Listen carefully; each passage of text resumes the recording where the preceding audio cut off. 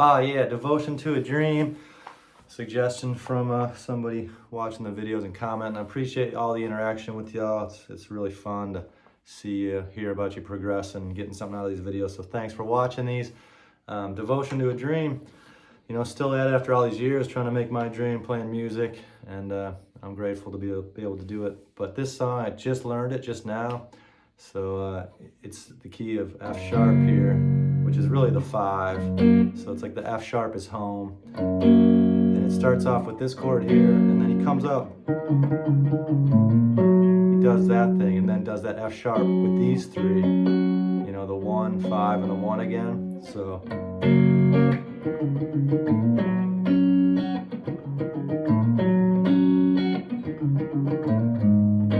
Then he drops to this A flat minor here, or it'd be a G sharp minor, to an E, to a B, and then back down to here. So let's just kind of go over this a little bit, right? This cool lick. That. It's almost kind of like the deal. It's kind of sort of what I hear, right? So it's.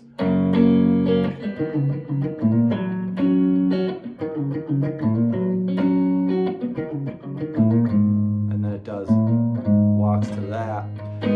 G sharp minor, to your E, to your B. You know, that B is this B chord here, right? With the root in the 3rd. Trey loves to do. So an E major here. And then F sharp.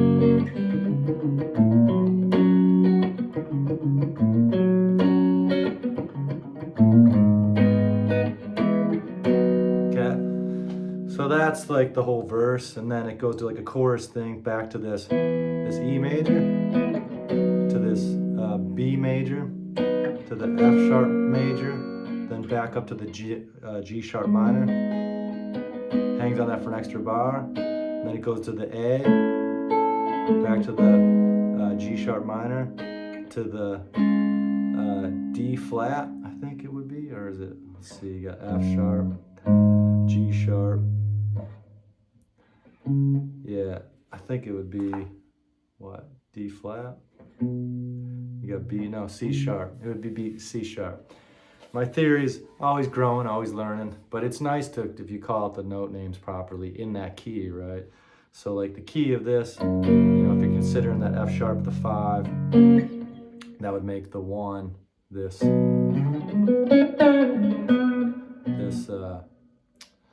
what is it, B here, in the key of B. Which, we'll get into that some more here in a minute. Anyways, so that's that chorus part, let's do that again. So coming out of the...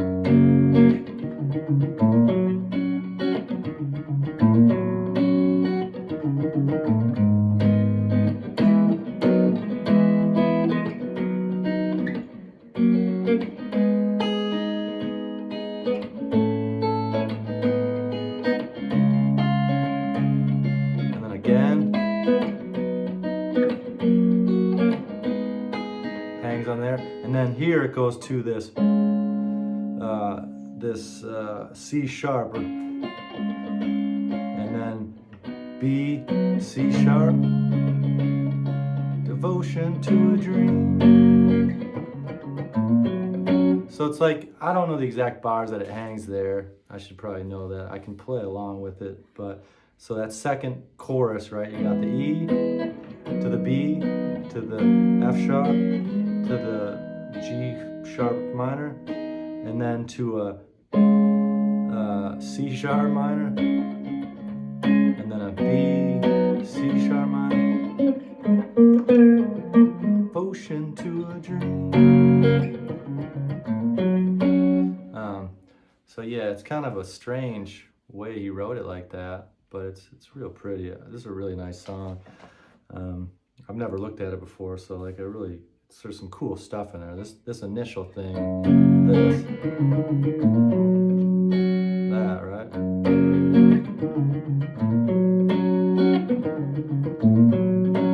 fun, cool riff. So yeah, let's just do the whole chorus one more time through.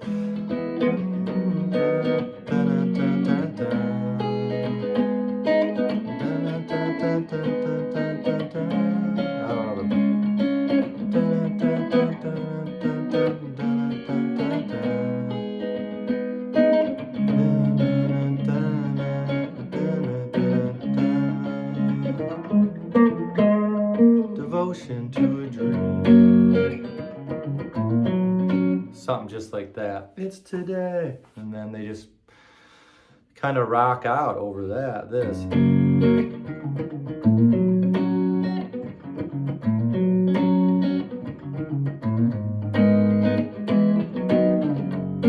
Okay, so that's where the jam sort of begins. And they start jamming out to that. Trey does do, I think, a little solo interlude in between the first chorus and the next verse, I think. And so what Trey, I think, is thinking here, right, is like that F sharp mixolydian with that flatted 7, flatted 7. And like a lot of times Trey will write his vocal melodies starting on the 3, you know, a lot of times the 3. In this case, it's the 5. And so if your F sharp is here, right, your 5 is right above it. So no more promises. Something like that, you know, and then it does that turnaround. The E, B, back to that F sharp.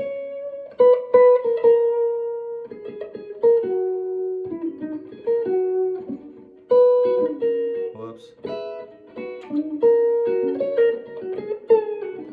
So I forget how many times he does that. It's a couple of times. But that little melody, that's sort of the glue, I think, of this whole song and the whole jam. Is like he'll kind of sort of reinforce that. You know, just that right there. It's so nice.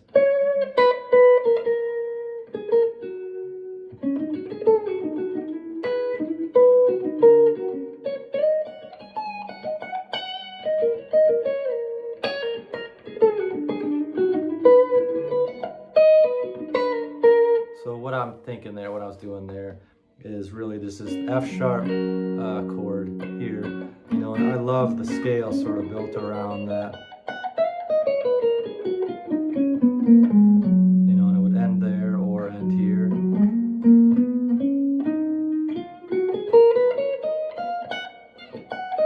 But again, I'm not, you know, as I, you know, teach this stuff more and more, I start to think, I'm not so much thinking about these patterns or these shapes. It's more of the sound, right?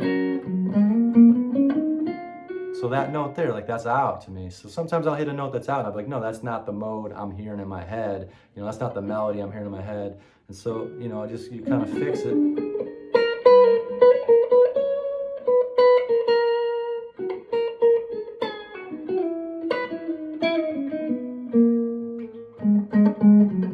You know, so like that's what I'm here listening for, right? Which is the flatted 7th, the mixolydian mode, versus, you know, like I'm not hearing that in that chord progression at all. That note sticks out to me like a sore thumb. So like I'll try not to like hear.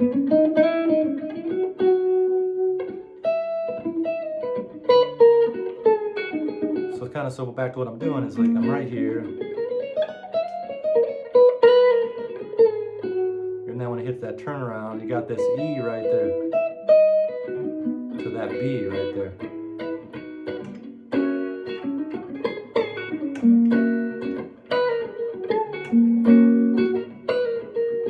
And then if you want to hit that, the G sharp minor, right, you can hit it here, right, and then E, B, you know.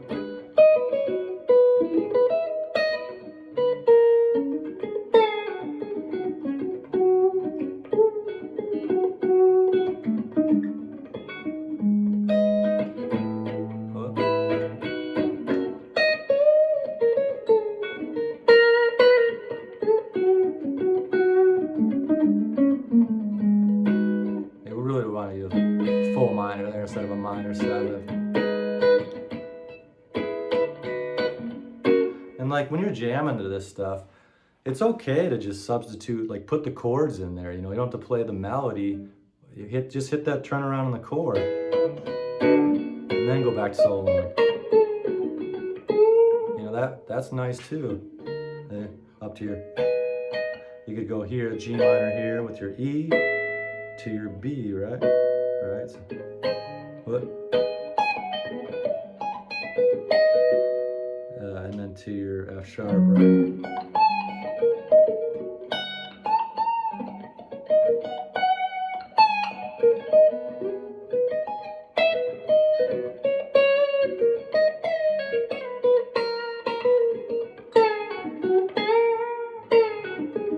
E, B, to your F sharp would be here.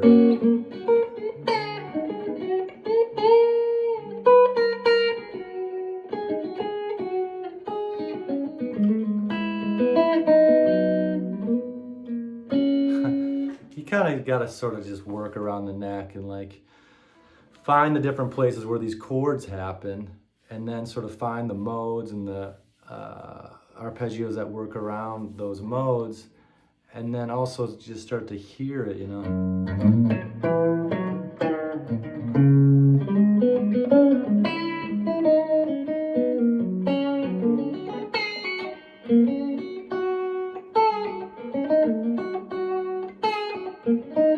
You know, right there it goes to that. I guess if you go here would be in that G sharp minor, then up to that E, back to that B. You know, if you really chunk down to just certain notes within those chords, but yeah.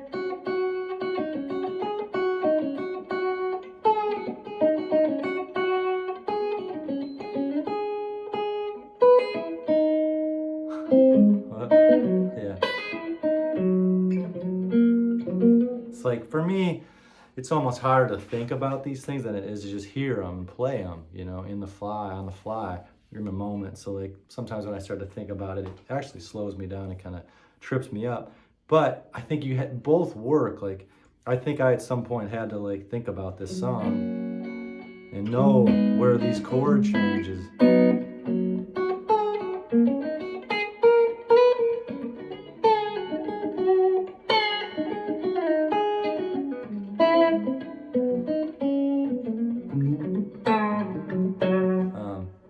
I mean, I'm still thinking about it there, you know, and like, you don't always have to hit those two. You can just kind of stay in that F sharp mixolydian mode, right?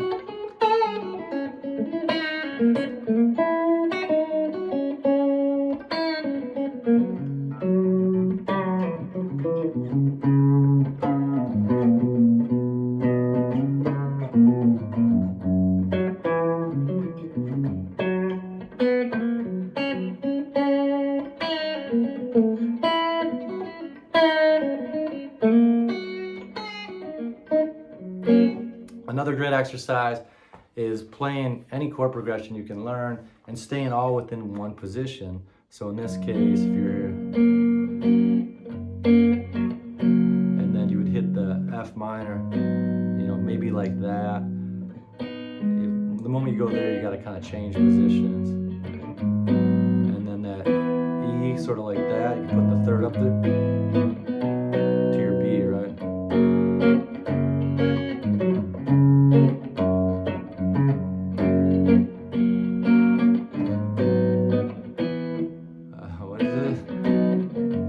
That's a really good exercise right there, and then maybe try that what he's doing it, right? You got the F sharp here, and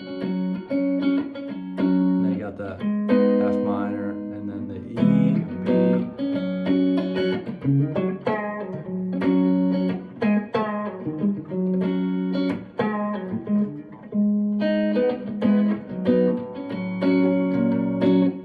You know, it's really nice right there.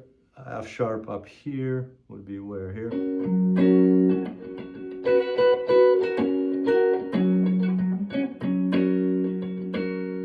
kind of have to go, whoops, up here would be that G minor, kind of here, like a, play it like that, but just that triad there will work, right? So you're here, and then you've got what, an E to a B. The B is there, we would have to move there, right? So right there, right? So you want to put your third in there. So let's try that together. Would be what? Is that where we were? Yeah.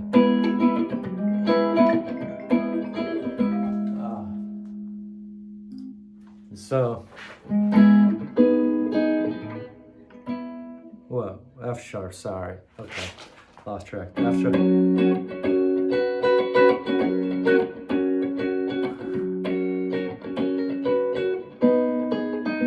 To the E, to the B, yeah.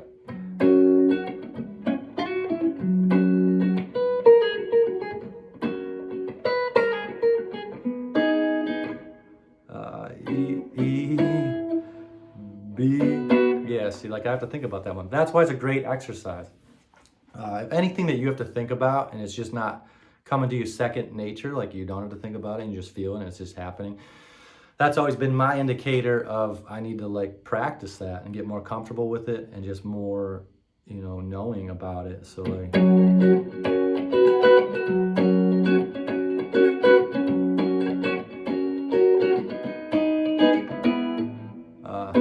gosh, I don't use that turnaround very much where I'll play an E like that and sort of that, it's going E to B, right, E to B, so that's the 4 to the 5 to the 1. So like, yeah, back to some of the theory around the song too, like this should be the 1, right, the G, if it's going E to B, or no. If this was 4, 5, that would mean the, what, E? That ain't right, that's not right at all. So, E, B, F sharp. So E would be the 4, F sharp would be the 5, B would be the 1, which is how I thought of it earlier on. And like, again, it's always good to sort of work through this stuff theoretically, like what's happening theoretically, you know, and you know, E being the 4, F sharp being the 5, B sort of being that 1. So like you could play in that B major scale, but for me, like all day, it's just that F is home. So like I figure out what mode goes with that.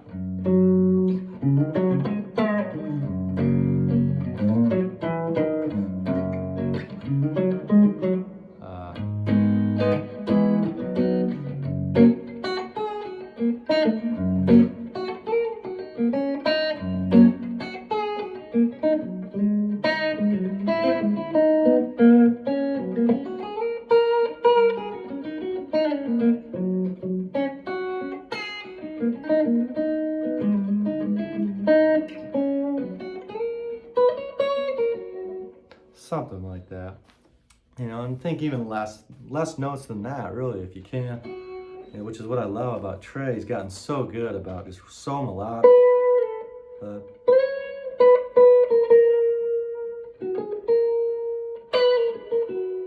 know, and then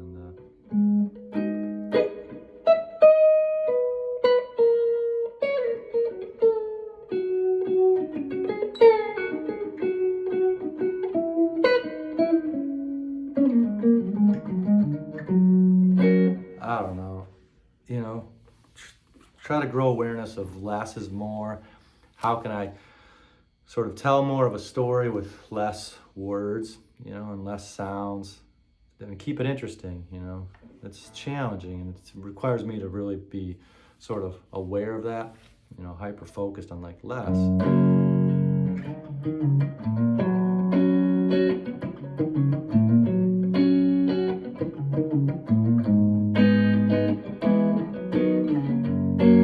That is a beautiful, a beautiful chord progression with the melody, with the riff in there. It's just so cool. Quintessential Trey. You know, I love the guy. I love how he does stuff like this. Like that is sick. And then caps it off with forming the chord, you know, off that note.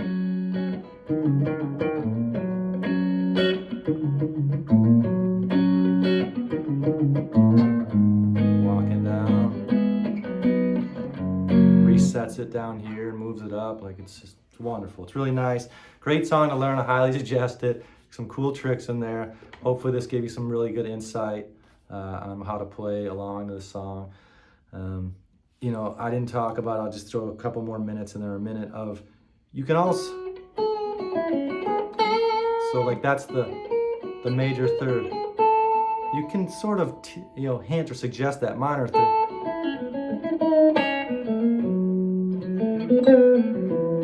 I mean, the version I just listened to did not have much of that minor third in there, but I feel like you can sort of hint that by sort of moving over from the mixolydian to the Dorian, F sharp Dorian.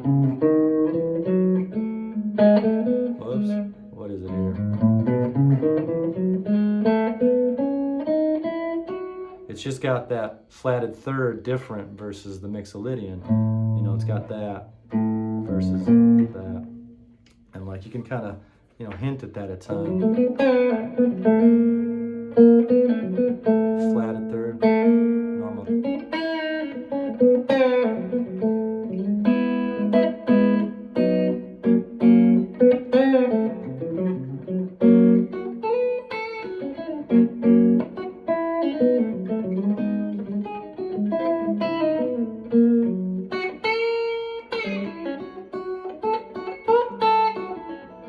It's not in there as much. He's keeping it pretty mixo with that major third, but it's just a trick you can kind of throw in.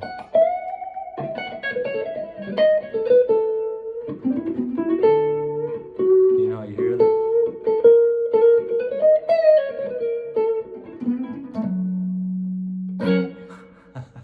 All right. Thanks for watching these things. Appreciate it. If there's any Cubs fans out there, rock and roll. All right. Thanks for the comments and interactions. Much love, y'all. Peace.